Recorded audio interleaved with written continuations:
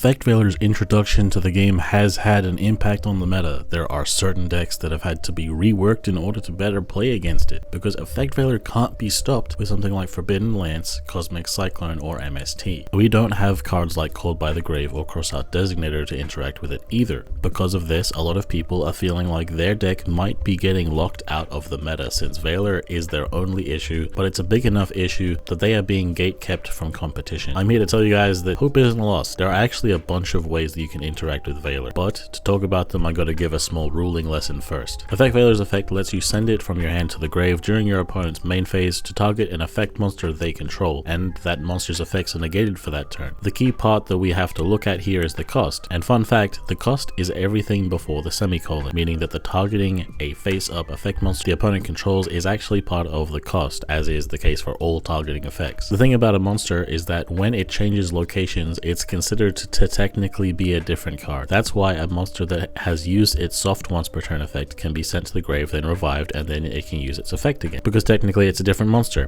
It's not just if it changes locations either. If it becomes flipped face down, it's also a different monster. So you could flip something down with Book of Moon, then flip it back up with Book of Taiyu, and it will technically be a different monster. It is still the same card, but a different monster, according to the rules of the game. I'm not going to try to explain the logic behind this. It just is what it is, bro. All I know is that Konami is having some type of fun in their office, bro. Because of this, if Effect Veiler targets a monster, and then in response to that Veiler, that monster becomes a different monster, then its effect isn't going to be negated. This is the weakness of the card that we are going to be exploiting with the cards I'm mentioning today. Before I talk about the different cards that can help prevent Effect Veiler's negation, I want to point out that these cards are not going to help every deck play through Veiler. There are many ways to play through Veiler, and most of them are just by either continuing to play after the Veiler is activated since you still have other cards to use, or just not caring that deeply about the Veiler in the first place. But some decks can take advantage of these cards that prevent Veiler. The first card I want to talk about is Book of Moon. Ayo, Undead, isn't that an interruption and a board breaker to turn off the opponent's plays and their interruptive monsters? We can't target Effect Veiler in the grave with a Book of Moon, you silly Billy. Very true, very true. I am a silly Billy, but not for mentioning Book of Moon. If Effect Veiler targets your monster on the field to negate its effect, you can respond by flipping your own monster down with Book of Moon, and the effect will no longer be negated. You might think that this is super counterproductive because you might want to use that face-up monster for a Synchro Xyz or Link summon, and it is true that a face-down monster can't be used for those kinds of summons. However, if that monster's effect is so important that you need it to resolve to be able to play at all, and there is a way you can keep playing even with that monster face down, then this trick may be helpful for you. Like for example with Infinitrack, if they want Infinitrack Harvester's effect to resolve, but they use Effect Veiler, then we can book our own Harvester to get our search off, and Harvester will still be good tribute fodder for the rest of our plays. If you are playing Speedroids and your Terratop is about to get stopped by a Veiler, you can book your own Terratop, and while it is true that you won't be able to use your Terratop as synchro material anymore, you are still going to get that valuable search, and you won't have used your normal summon yet either. There are examples you could bring up like this about a lot of decks, but if you are a fusion, ritual, or tribute based deck, then Book of Moon won't have any downsides for you, as you can still fusion and ritual summon using face down monsters as a material, and you can still tribute face down monsters for a tribute summon. So if you wanted to play Book of Moon in Monarchs,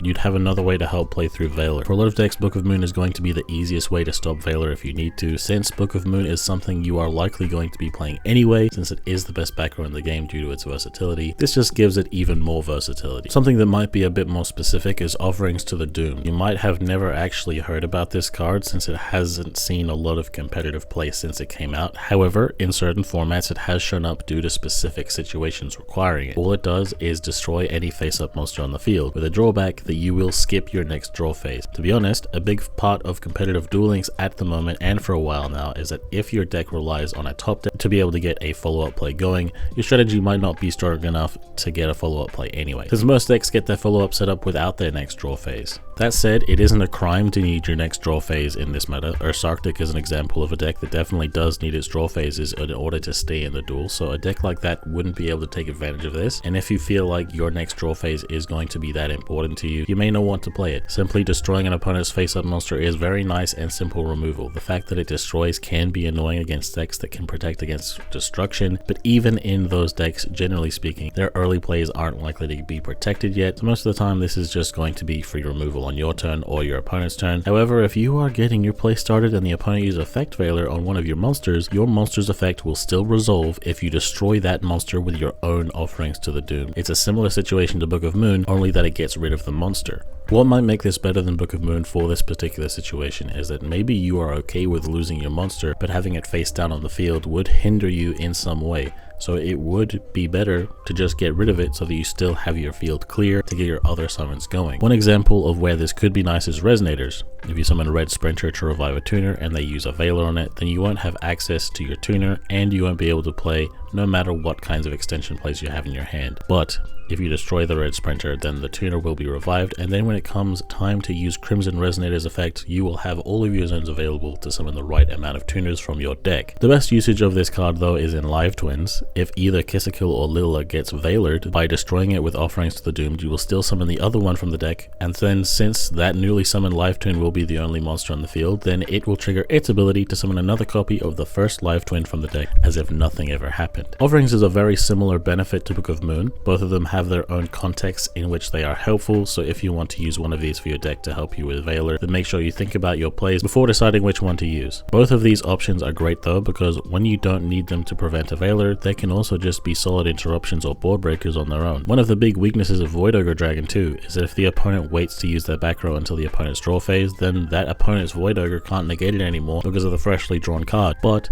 if the decks that use Void Ogre start to play Offerings, then that downside will be mitigated. So there's Book of Moon and Offerings to the Doomed. These are pretty much the best generic options you can use to help you stop your opponent's Veiler, but there are actually a lot more options out there that are a bit more deck specific. These are mainly in the form of quick play spells that tribute a monster in order to do something for your deck. Enemy Controller is the most generic example of these. I'm not including it with Offerings and Book just because it seems most decks already have another card that is limited to one, but this distributing a monster to take your opponent's monster for a turn will turn off the effect Veiler negate. The only issue though is that it only works if your opponent has a monster, so if you're going first, it won't save you from Veiler. It is the same for Cyber's specific card, Signet Crosswipe, which tributes a Cyber's monster to destroy a card on the field. If you're going first, the opponent isn't going to have any cards on the field, so this won't save you from Veiler unless you want to destroy one of your own cards, and at that point you're getting rid of 3 of your own cards just to stop one Veiler, which can be quite a bit worse than the other options. Thankfully for many Cyber's decks though, they also have Signet Backdoor, which will banish a Cyber's from your field in order to search for one that has lower attack. So not only will that monster you banished still resolve through Veiler, but you will also be getting a search off to help you to keep extending. Continues have a card similar to Backdoor. If one of their worms is targeted by effect Veiler, they contribute it with Heavily Dragon Circle in order to search for another worm monster, so you will dodge the Veiler and get another worm you can play with. If the opponent uses Veiler on Trickstar Candina, Trickstar Licorice can return that Candina to the hand to summon itself, and the Candina will still resolve. Any winged beast can use Swallow's Nest to tribute their winged beast and summon another from deck with the same level to dodge a Veiler as well. If the opponent uses a Veiler to negate Magician's Rod, you could tribute that rod with Illusion Magic or use it as fusion material for Secrets of Dark Magic, and the rod will still get its search. The main thing to keep in mind is that if you have a way to get your own monster off the field somehow in response to Effect Veiler, then you can completely avoid Effect Veiler's negation. Some of these ways are even searchable too. To be real, almost every deck in the game has something it can use to either help prevent Effect Veiler or otherwise make it so that Effect Veiler doesn't stop you. If you can think of a deck that has a way to prevent Veiler, mention it in the comments, and also mention what about it helps you against Veiler so that any new players can see what certain decks' advantages are.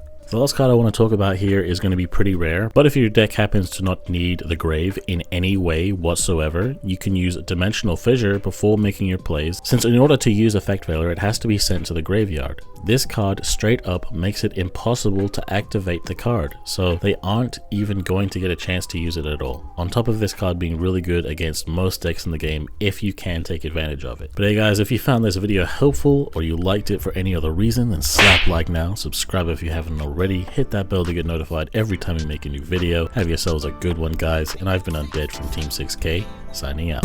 Hey, why they gotta hate on me? I done got me 250,000 views and they still saying they low key. They ain't wanna come work with the kid, but I'm flexing with Zay on beats. How they ask for a spot at the gym, but they leave all the weight on me. I don't ask them to wait on me. They would ask where they gon' be with a song if they wanted the weatherman. I ain't asking to pay no fees. She was homeless and needed a spot. I ain't ask her to pay no lease. I ain't ask her to say no please. I ain't ask her to make no cheese. Scream fake but it ain't on me. Got clean so it ain't no streets. Why green if it ain't no keeps? Brought cream so it ain't no beef. My team say it ain't no chief. My demon they hang on me. They seemingly ain't no peace. I seen him, he ain't no beast.